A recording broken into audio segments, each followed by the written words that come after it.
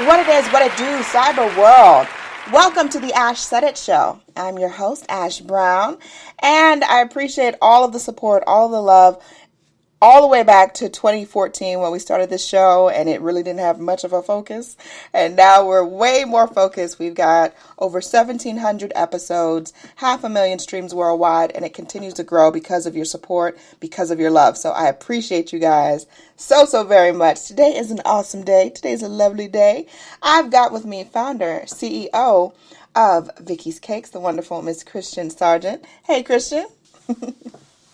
Hi. How are you doing today, lady?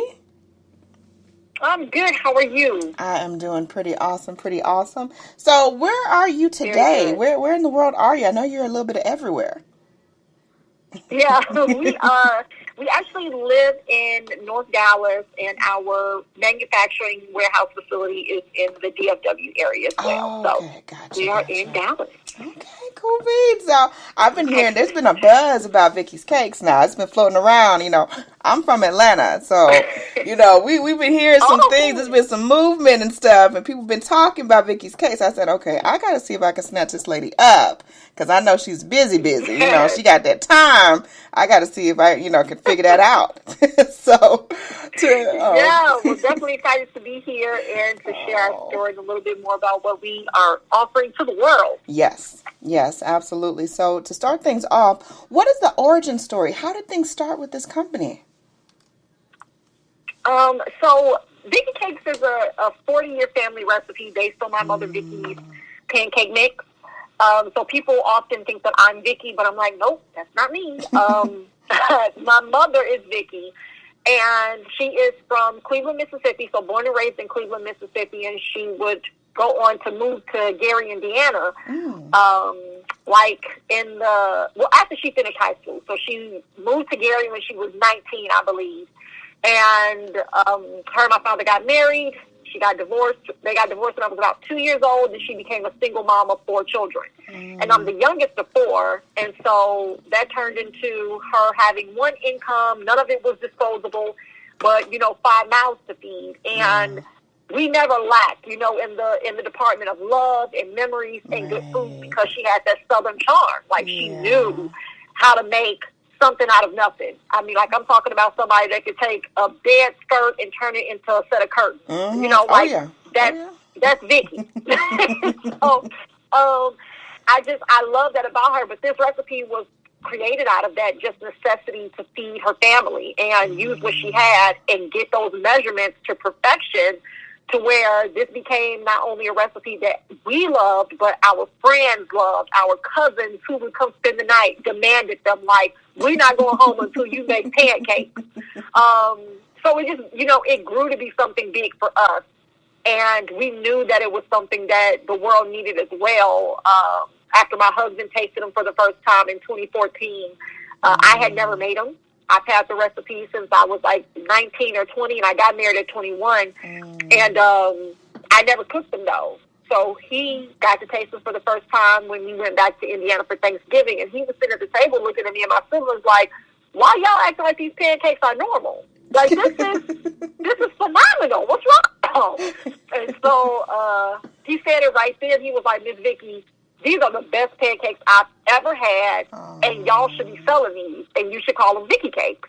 And so it was his brainchild from that moment, and, it would take 5 years for me to actually act on it, but that's where Vicky Cakes comes from. Wow. So was there any hesitation from anyone in the family to not put this recipe out? Because like you said, it's so good. A lot of people want to keep these family recipes to themselves and, just kind of, be this tradition that you have in the family. Was there any hesitation? No, there wasn't any hesitation. Now, I am the kind of person, my husband and I both are the kind of people who like to act as soon as we have a good idea. You do your research, you make sure that things line up and make sense, but we are definitely active, action-motivated people. And so after I did market study and research, which was all of 24 hours, so I don't want to make it seem like I did months of research, because I did not. I did a lot of Google investigation. And I got extremely hyped and excited and motivated, and I asked my mom, You know, like I'm literally sitting in the same spot and position I was in when I asked my mom in 2019 for her blessing to use the recipe, because that's all it took. I just said, Mom, would you be okay if I wanted to start a business with your pancake mix recipe? And she was like, absolutely. She was like, go ahead, do it. And that's where it came from. After she gave me her blessing, after that, it wasn't any conversations with siblings. So I am the youngest of four, but I know that entrepreneurship isn't something that everyone is cut out for. Right. And I also know that sometimes when you have a vision for something, you can't make other people see it. Right. So you just have to do the work. And then once other people see it, they believe in it, then if you want to bring people on later, or, you know, however that works, and you can use skills and resources at that point from your surrounding, you know, tribe, you can do that. But starting off, I didn't want any hesitation. I didn't want any resistance. I just knew that Cortney already believed in it. My husband, Cortney, already believed in it because he came up with it 5 years prior. Right. I got the blessing from the woman who created it, and I had the vision, and we just got to moving. Hey, that's all you needed. That's it. You got mama's blessing, so I mean, I don't know what else there is. Yes. I love that. I love that. So, okay, so you and your husband, you come together, you're doing your market research, he's doing his part and everything, you guys are figuring things out, you're filing with the state, you know, you're official. Vicky Cakes is officially a company. What was the first hurdle that you guys faced that you didn't really foresee? I would say the first hurdle that we didn't foresee would be the manufacturing licensing, the different loopholes that you really have to go through in order to become an e-commerce brand. Right. Sometimes you just think that it's a product you get a website and you can sell it, right? Well, that's not really how it works if you're talking about something that you produce at home. If it's a consumer product good, a CPG brand, which we are, if it's a consumer product good, you're talking about something people have to digest, they have to eat, ingest, and then eat. Right. And with that, there are certain things in place. You're talking about insurance policies, and I mean like for high limits. You're talking about testing, you're talking about health inspections, all of that. And if you're just doing it out of your home and you want it to be able to be a national product, you have to be protected. And so we didn't know that, and that was fine that we didn't know initially, but you can't just keep skating by, hoping that nobody notices or says anything to you about it. You kind of want to get that taken care of in the beginning before you grow, and then people can shut you down because you're not legit. So we started in May of 2019, and I would say like by September of that same year, we had our manufacturer's license because at the time we were protected by what Texas calls the cottage law, which allows you to prepare food-based products in your home, but you have to sell it directly to the consumer. We could never go into retail under this law. We could never, we really wasn't even supposed to be selling it online because that's not, even though you're shipping it to them, things can happen in between the shipping.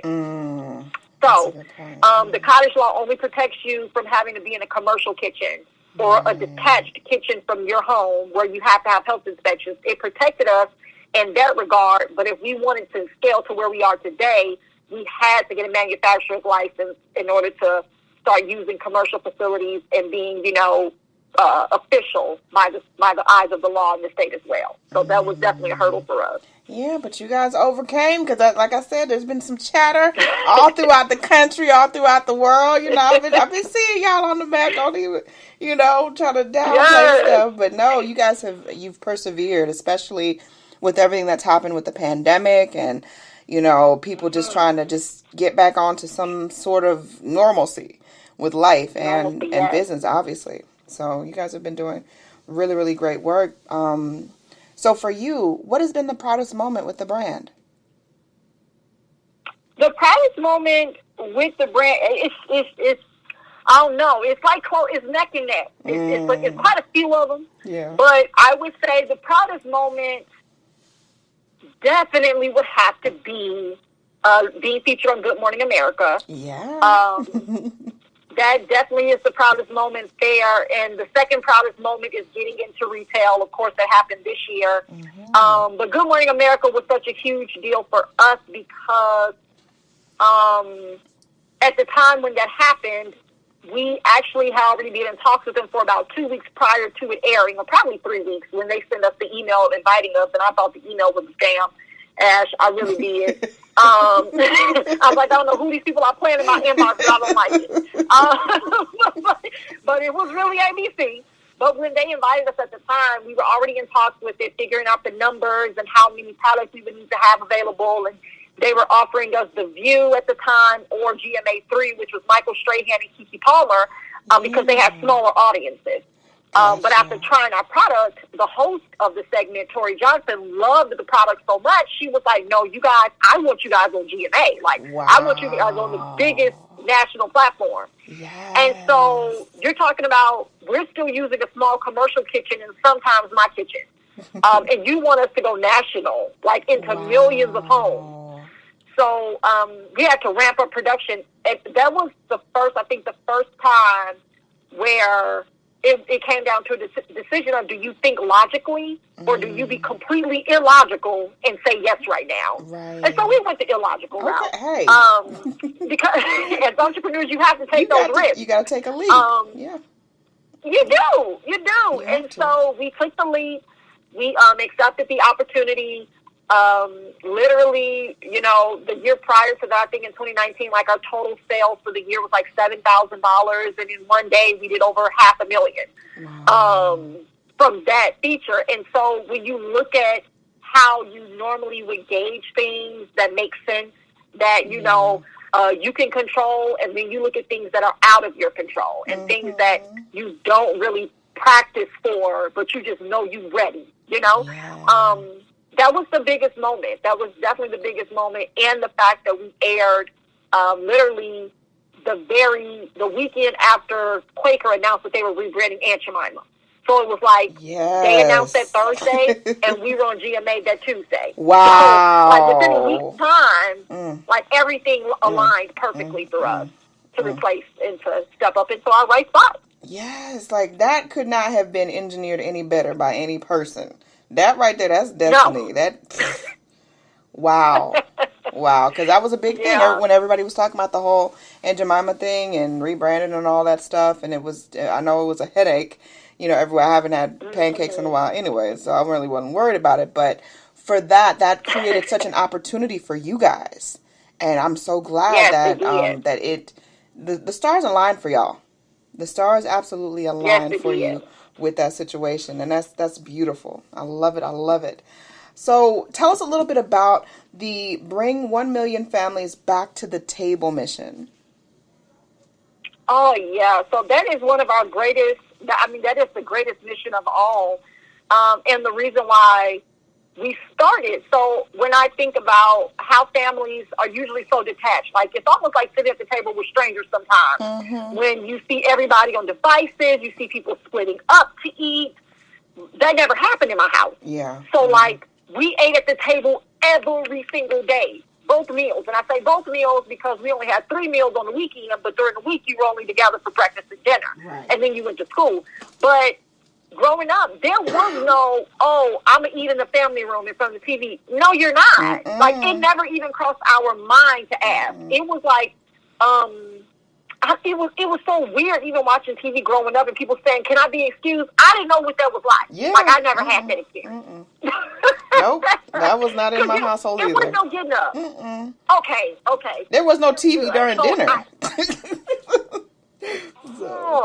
At all, like nobody was engaging that way. And so you think about where, family is now, the family structure, the family layout, and people are usually separated. Everybody is in their own corner or section of the house. Yeah. And so with that being the case, I knew that the cornerstone and the anchor of our brand had to be bringing families back.